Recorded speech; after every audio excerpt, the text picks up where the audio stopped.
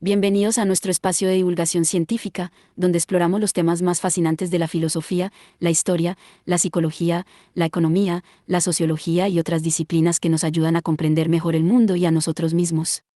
Aquí encontrarás audiolibros, videos, animaciones y otros recursos que te harán pensar, aprender y disfrutar. Suscríbete y activa las notificaciones para no perderte ninguna de nuestras propuestas. Tus comentarios son muy importantes para nosotros, déjanos saber tu opinión, tus dudas y tus sugerencias. Si te gustan nuestros contenidos, no dudes en compartirlos con tus amigos y familiares. Gracias por acompañarnos en esta aventura del conocimiento. Volvamos al trabajo. Dejemos de lado, por un tiempo, las verdades indiscutibles y la prepotencia que nos atenaza. Reconsideremos lo que hemos perdido de vista por anticuado, superado y falto de interés. Dudemos de ideas convertidas en lugares comunes y resistentes convenciones. Volvamos, con otra mirada, al trabajo. La obra que el lector tiene en sus manos es una vuelta al trabajo. Reconstruye con dedicación la larga historia intelectual del trabajo en la civilización occidental. Lo que el trabajo significó para nosotros desde el momento en que se convirtió en un asunto importante de indagación, examen y análisis. El ser humano siempre ha trabajado, pero no siempre ha desarrollado una sostenida preocupación por el fenómeno del trabajo. Nosotros sí lo hemos hecho. Este libro es la historia de una obsesión, al menos la del periodo en que esta obsesión fue más firme, diversa y constante. Consideramos oportuno reconstruir esta larga historia, seguro que tiene cosas importantes que decirnos y enseñarnos. Seguro que encontraremos en ella, más allá de lo prescindible por demasiado pegado a un tiempo pasado, recuerdos y sugerencias de cosas importantes. Materia nutritiva para alimentar nuestra sensibilidad intelectual, fluido vital para desperezar nuestra mente y revisar algunos convencionalismos firmemente anclados en el presente. El trabajo se nos desmenuza entre los dedos. Nadie puede afirmar que no esté en nuestra agenda como un grave asunto que acapara nuestra atención. Estamos inquietos por él y si algún funeral se anuncia no es precisamente el del trabajo. Esto no quiere decir que goce de buena salud, más bien parece lo contrario. Uno de los síntomas que lo aquejan es que algo que tanto nos preocupa padezca una alarmante inconsistencia y debilidad si lo consideramos en sí mismo. Cuando lo cogemos, cuando lo apretamos, se nos deshace en la mano. Hace tiempo que hemos perdido la sensación y el recuerdo de la arcilla amasada, húmeda y compacta, cargada de posibilidades. Una manera sencilla de expresar lo que queremos decir es que el trabajo ha perdido una gran parte de sus cualidades y capacidades desde que se ha resecado y pulverizado al entenderse principalmente como empleo. En estas páginas les propongo una manera indirecta de abordar lo que nos pasa con el trabajo. En vez de examinar el terrón reseco para determinar las causas de su inconsistencia, los efectos de la misma y la posibilidad de remediarla, demos un rodeo. Reconstruyamos los discursos del trabajo en los tiempos modernos. Atendamos a como toda una constelación de pensadores y hombres de acción, figuras estelares del pensamiento, pensadores menos conocidos, pero no menos avisados, tejieron la historia intelectual del trabajo en el periodo decisivo en que nuestra civilización se conformó como una sociedad del trabajo. Se desplegará ante nosotros el amplio panorama de un paisaje plagado de diferencias, de matices, de luces y sombras. Grandioso y recóndito, apacible y borrascoso, atractivo y turbador, pero todo el presidido, como si de un accidente geográfico dominante y característico se tratara, por la figura imponente del trabajo. Se pueden asegurar algunas sorpresas. No será la menor el lugar importante que el trabajo ocupó en los análisis y las propuestas de toda una playa de nuestros mejores pensadores en economía, psicología, sociología, política, antropología filosófica y filosofía moral y social. Lo en serio que se lo tomaron y el denodado escrutinio al que sometieron sus virtualidades para favorecer una vida personal y social dignas y realmente humanas. No es raro encontrar en ellos la idea de que una sociedad con la imprescindible decencia común, la expresión es de George Orwell, necesita, además de otras cosas, del trabajo, no de cualquier trabajo, pero sí del trabajo. Necesita de la conciencia personal, social y política de tal necesidad como algo indiscutible.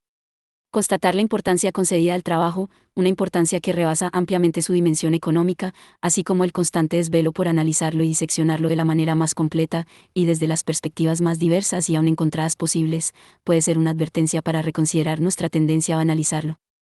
A reducirlo a su expresión más simple e instrumental, a considerarlo política, social y culturalmente como mero empleo, a dejar para la esfera puramente personal, para el terreno de la variada y variable opinión individual, cualquier otra entidad y significación, cualquier otra valoración. La historia intelectual del trabajo que aquí se presenta no es ni una historia de la idea de trabajo, ni una historia de la filosofía del trabajo. El elemento que articula la misma no son las ideas o los pensamientos, sino los autores. Conviene insistir en ello. La opción es la autoría. Hay ideas, hay pensamiento, hay discursos, pero siempre de alguien, con voz propia, con nombre y apellidos. No hay pensamientos o ideas inanimados que flotan en un continuo histórico, prestos para armarse en reflexiones y propuestas también ahistóricas, una especie de croquis hecho con regla y compás. El punto de vista de la autoría es atractivo y conveniente para un historiador, y esta es la obra de un historiador. Los autores son espacio y tiempo y eso le gusta. Los tomaremos como inteligencias singularmente perspicaces y avisadas, a veces también sugestivamente extravagantes, que desarrollan una peculiar sensibilidad intelectual para observar algunos fenómenos mundanos, generalmente por estar impulsados por una o varias tradiciones intelectuales suficientemente energéticas. Esto catapulta su inteligencia, su capacidad creativa, su carácter como escritores. Se ocupan de realidades laborales muy diferenciadas y complejas y espigan en ellas el hecho relevante, el rasgo impactante, las señales de un cambio previsible y, según opciones, deseable o rechazable. En sus escritos encontramos muchos géneros y tonos. Desde el autor airado hasta el mesurado, desde el explosivo hasta el precavido. Desde la voz tonante del discurso profético hasta la novela de formación, sin que falten el drama y la épica, la tragedia y la comedia. El realismo más desnudo y el utopismo más subido de tono. Se ha puesto todo el cuidado para tomar los autores enteros, con la exclusión obvia de aquellos temas que nada tienen que ver con el objeto de esta historia, aunque con un criterio muy poco cicatero de lo que esto pueda significar. Así pues, no se han troceado los autores. No se han descuartizado para reservar aquellas piezas que pudieran parecer mejores o más aprovechables una vez abiertos en canal, las piezas magras, las más proteínicas, las que tienen menos sebo y sustancias despreciables. Hay en los autores una inteligencia que debe ser cuidadosamente atendida, hay en ellos sugerencias luminosas, análisis sorprendentes, motivos para la reflexión y advertencias de precaución. También exabruptos y amaneramientos sin que falten, además, los contenidos demasiado prendidos de una época, aun de un periodo breve, algunas veces excesivamente idiosincrásicos. Materiales envejecidos y recubiertos con el polvo de los almacenes y los desvanes. Sin embargo, aquí también está el autor. Frecuentemente en lo prescindible está la determinación espaciotemporal más clara de su talante e inteligencia. A veces, de manera nada excepcional, de este fondo se nutre su capacidad retórica y las tonalidades de su voz.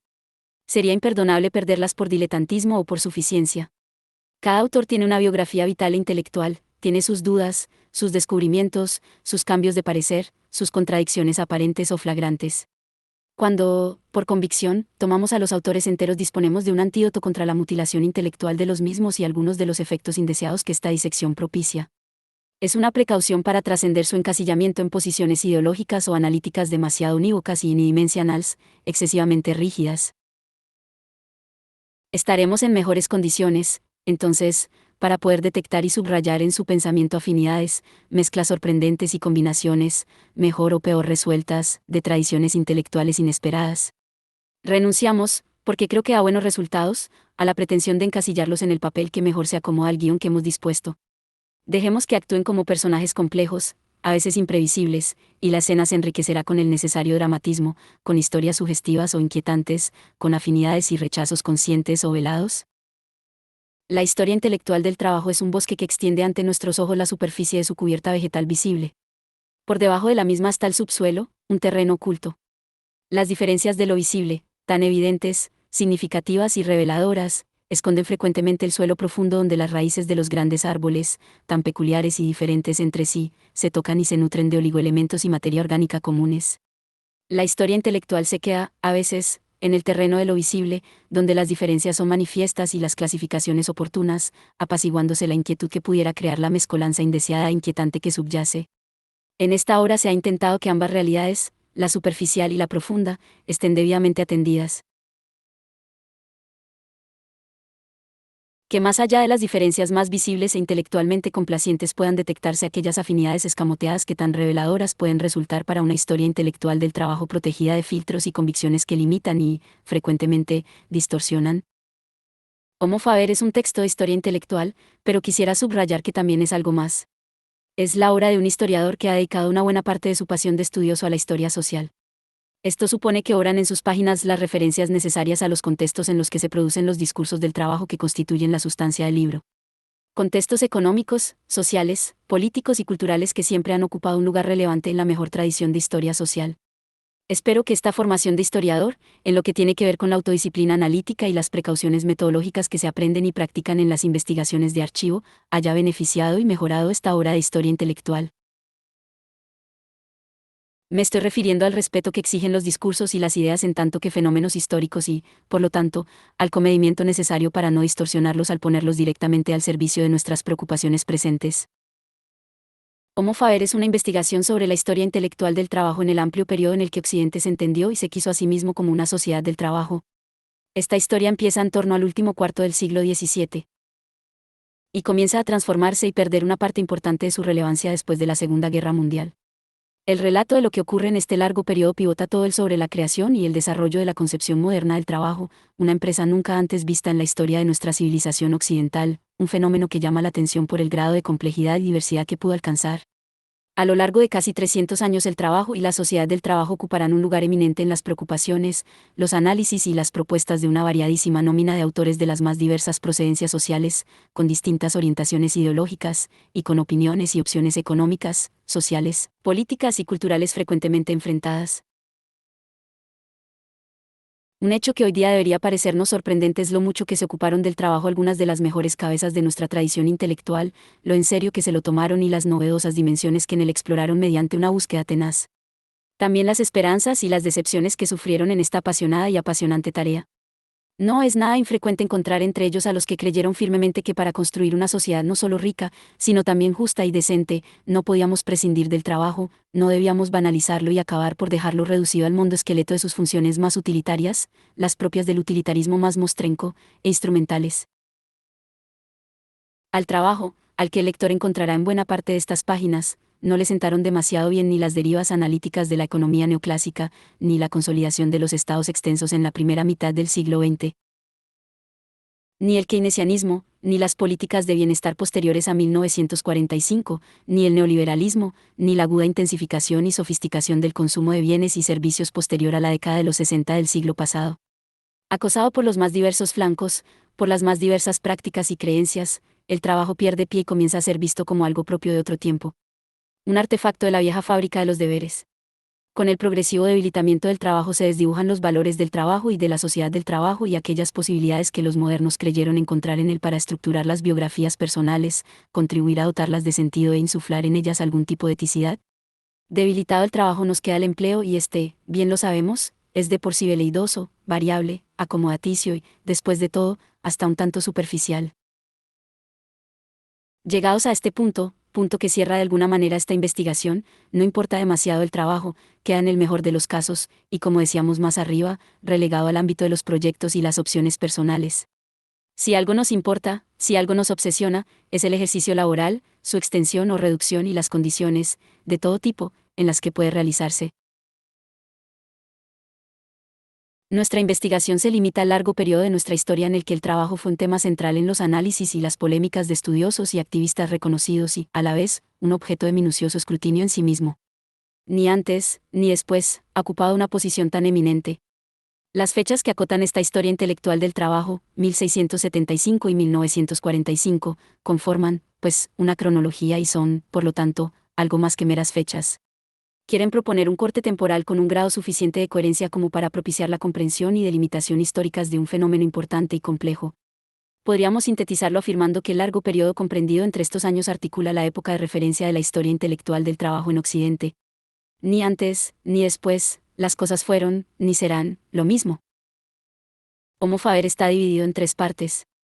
La primera parte, titulada La formación de la idea moderna del trabajo, reconstruye la creación del concepto moderno del trabajo en los medios intelectuales del mercantilismo tardío y la Ilustración, entre 1675 y 1789. Es el tiempo fundacional en el que se elabora una idea nueva de trabajo, claramente diferenciada de anteriores maneras de entenderlo, y se establecen las bases teóricas e ideológicas del papel central del trabajo en la vida personal y social, tanto desde el punto de vista económico, como psicológico, moral y político. La formación de la idea moderna del trabajo es también la de la sociedad del trabajo. Se trata de desarrollos muy vinculados a las preocupaciones y transformaciones de una época de importantes cambios y ebullición intelectual, aunque esto no quiere decir que no trasciendan las singularidades de su tiempo y determinen posteriores desarrollos de la concepción del trabajo. El periodo de formación crea una figura fuerte, consistente y polivalente del trabajo, trabajo productivo y animado o motivado que, a su vez, propicia, dentro de sus límites cronológicos, una primera e importante reacción crítica. Se apuntan en esta algunos desarrollos de discursos que pertenecen ya a la segunda parte de nuestro estudio. Entramos, ahora, en un periodo de transformación y diversificación de la idea de trabajo, de interesante proliferación de las propuestas, que discurre entre 1789 y 1850. Hemos titulado esta segunda parte, Las metamorfosis del trabajo. La concepción primigenia del trabajo y de la sociedad del trabajo propia del primer periodo pierde su posición dominante para ser alcanzada por un movimiento intenso de multiplicación y transmutación, en algunos casos siguiendo la primera brecha crítica que ya se había abierto al final del primer periodo. Es la época del florecimiento de ideas muy distintas, y aún opuestas, del trabajo que surgen de la propia interacción reactiva de las mismas como planteamientos críticos y programáticos para el presente y para el futuro: trabajo asalariado, trabajo profesionalizado, trabajo proletarizado, trabajo emancipado, trabajo como deber social, trabajo feliz y novedosas formulaciones en materia de trabajo dividido y trabajo intensamente mecanizado. Alguna de ellas entronca con elaboraciones del periodo anterior, aunque con las readaptaciones oportunas, resultan otras completamente novedosas, exploran terrenos vírgenes y enriquecen de manera sustancial nuestra comprensión del trabajo, desarrollando discursos en los que el análisis y la retórica se mezclan inextricablemente para reconfigurar un trabajo que, generalmente, sigue tomándose muy en serio. Todo ello condicionado por los cambios observables sobre los efectos de la primera revolución industrial y las representaciones y valoraciones que se hacen de los mismos. Los medios intelectuales en los que tiene lugar la metamorfosis son la economía política clásica liberal, el idealismo filosófico alemán, las diversas corrientes socialistas, el conservadurismo y las primeras doctrinas industrialistas. Homo Faber concluye con una tercera parte titulada El trabajo exaltado. Abarca desde la mitad del siglo XIX hasta el fin de la Segunda Guerra Mundial, de 1850 a 1945. El término exaltación debe ser entendido en sus dos acepciones comunes. Según la primera, el trabajo es elevado a una posición muy relevante mediante la revitalización novedosa de sus capacidades económicas, sociales, psicológicas y morales. Según la segunda, el trabajo alcanza una consideración inmoderada y exacerbada, bien como parte de un programa de revolución de la eficiencia empresarial y la productividad y de resolución de conflictos estructurales y sociales, bien como realidad imprescindible para la definición de un nuevo tipo de hombre y como instrumento privilegiado de regeneración social y política en el marco de las revoluciones propias de la primera mitad del siglo XX. Pero además, en el marco cronológico que contempla esta tercera parte, se pondrán las bases para una idea del trabajo llamada a tener un amplio desarrollo más allá de los límites de esta investigación. Será aquella en la que comienza el proceso de ruptura con la tradición de los densos y altos significados y virtualidades que le son asignados al trabajo en el largo periodo contemplado en Homo Faber, presagiándose así el final de una época. Esta nueva orientación, limitada en su momento, se orienta hacia una concepción del universo de lo laboral distinta de la que ocupa las páginas de esta obra. Así queda reseñado en un capítulo de esta última parte de nuestro estudio. Los medios intelectuales de la tercera parte son los del romanticismo, la economía neoclásica, la psicología industrial y la ciencia del trabajo, la sociología clásica, la ingeniería laboral, el nacimiento de las políticas de empleo y el totalitarismo. Los tipos del trabajo que articulan esta tercera parte son los de la recuperación del trabajo artesanal, la nueva concepción del trabajo profesional, la tradición de la felicidad en el trabajo, la organización científica del trabajo, el trabajo como empleo y la concepción totalitaria del trabajo. La realidad que condiciona y potencia el esfuerzo intelectual de los autores del trabajo exaltado es la propia de la segunda revolución industrial, la producción y el consumo de masas y las nuevas formas políticas, asociativas y de las mentalidades propias de lo que entonces se denominó sociedad de las masas. El último capítulo de Homo Faber toca un asunto singular que necesita una mención específica. Deja constancia de la sorprendente vuelta a Europa de un viejo avatar del trabajo, el trabajo forzado y esclavo que, desde la formación de la idea moderna de trabajo y la sociedad del trabajo en Occidente, había sido rechazado y dado por enterrado, ciertamente dejando aparte las formas del trabajo forzado y esclavo características del colonialismo europeo, del esclavismo en las economías capitalistas de plantación y del llamado Indenchar-Leibar, tan utilizado en las corrientes migratorias europeas hacia el Nuevo Mundo. El trabajo forzado y esclavo ocupan su lugar en esta obra porque pertenecen por entero a su marco cronológico y porque se producen en el mismo corazón de nuestras sociedades del trabajo occidentales. Además, este trabajo presenta, ahora, novedades que dicen algo importante sobre las derivas harto peculiares que el trabajo sufre en sistemas políticos totalitarios pertenecientes al mundo de su exaltación, en la acepción fuerte del término. El trabajo forzado y esclavo han desaparecido completamente de nuestra realidad laboral occidental, pero durante un tiempo limitado, la primera mitad del siglo XX, cobraron una importancia inesperada en Europa, conformándose según los parámetros de una modernidad revolucionaria particularmente exacerbada. Terminemos esta introducción insistiendo en lo muy en serio que se toma el trabajo en el largo periodo de la historia intelectual que aquí se contempla, la importancia que se le atribuye y las muchas expectativas que despierta para hacer viable o perfectible la vida material, psíquica, social, política y moral de los seres humanos. Todo ello acompañado por un esforzado escrutinio sobre las formas del trabajo, las deseables y rechazables, las que pueden propiciar este designio y las que son incompatibles con el mismo. Ni antes ni después de este dilatado periodo mantiene el trabajo una posición tan eminente ni desata tan denodadas polémicas. Volverá la preocupación por el trabajo más allá del empleo, y de la valoración casual y limitada de sus significados y virtualidades más hondos y complejos. Volverá algún día a reclamarse para él una posición y entidad que reivindique algo de la ambición con la que estuvo presente en el tiempo dilatado de su peripecia moderna. Es difícil afirmarlo, pero también negarlo. Quizá dependa de la necesidad de revitalizar aquella idea de bienestar y decencia común que algunos espíritus avisados reivindicaron para insuflar algún grado de confiabilidad y moderación a nuestros sistemas económicos, sociales, culturales y políticos, una decencia y bienestar que encontraban en determinadas formas humanas del trabajo un terreno propicio para su desarrollo, extensión y recta configuración.